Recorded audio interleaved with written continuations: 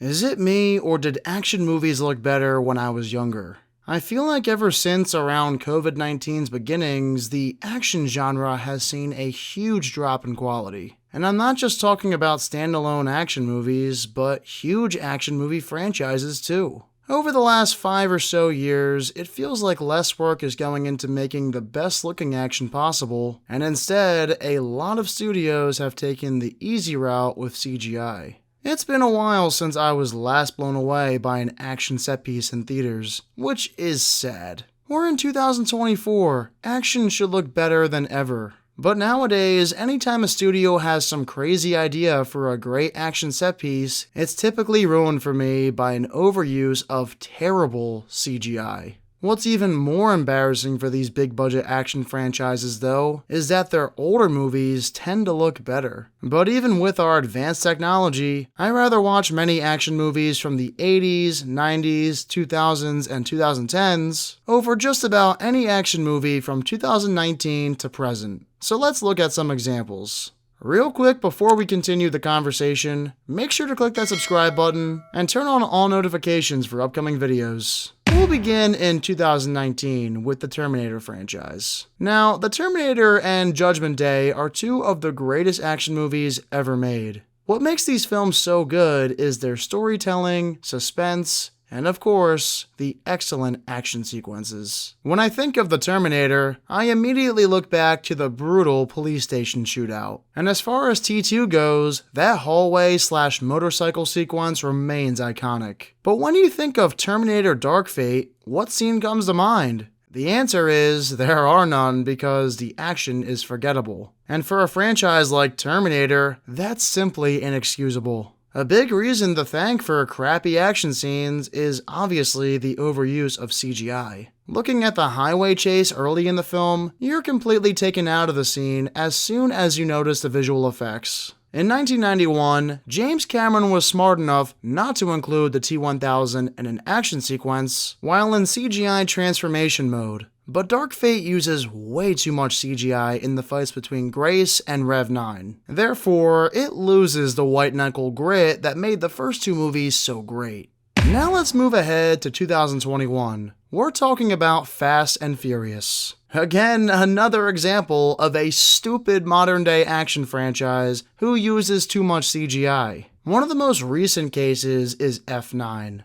I'm just at a loss for words. They thought this looked good enough for the final cut. And don't even get me started on this, or this, or this. Again, it's inexcusably bad for a franchise of this caliber. And if you thought Fast X would look better, think again. Now take these scenes and compare it to the franchise's peak from 13 years ago. We're talking Fast 5, a 2011 film that looks better than anything Fast and Furious has produced since. I don't know what made them go from using CGI strategically back then to literally using CGI as a crutch in present day. If Fast 5 came out now, the safe and cars in this scene would be full-blown CG. Seriously, Fast and Furious, you can do better than this. You did so in 2011. We'll move along to 2022. Surprisingly, the biggest action movie of the year, Top Gun: Maverick, looked fantastic. It's maybe the only example of a big budget action movie since 2020 that hasn't looked like shit. Regardless of any CGI used, they did a great job blending practical effects with computer imagery. You see, that's the thing. I'm not at all opposed to using CGI. It's only when CGI is noticeable and looks bad that makes me upset. So in 2022, outside of Top Gun: Maverick, we got a couple other big standalone action flicks, and to no one's surprise, they looked like garbage. Those being Uncharted and The Gray Man. I can cut films like these a little more slack because at least they don't have movies part of their franchise from years ago that look better. So there's an argument that if these eventually become franchises, their future installments' visuals could improve. Either way, as big budget action movies, there's no reason for them to look as horrible as they do. Again, what's with relying on a computer to make an action scene work? I had high hopes especially for Uncharted, and it's clear as day they didn't shoot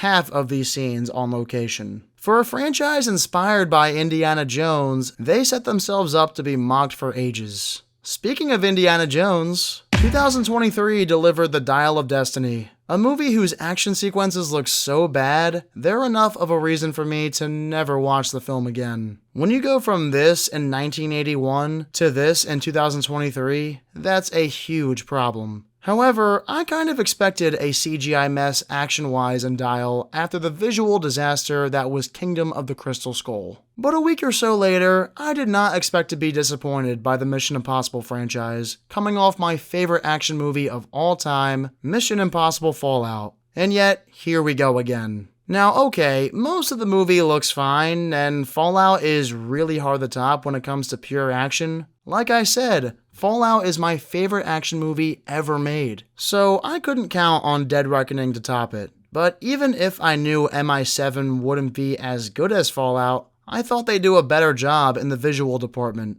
And unfortunately, they let me down, particularly during the finale. Nothing in this train sequence looks real compared to the Halo jump or the helicopter battle in Fallout. It's another example of a franchise leaving practical action filmmaking behind in favor of CGI-heavy scenes. Of course, it's difficult to pull off a scene like this without CGI, but come on. If it's going to look bad, at least think of something else to film.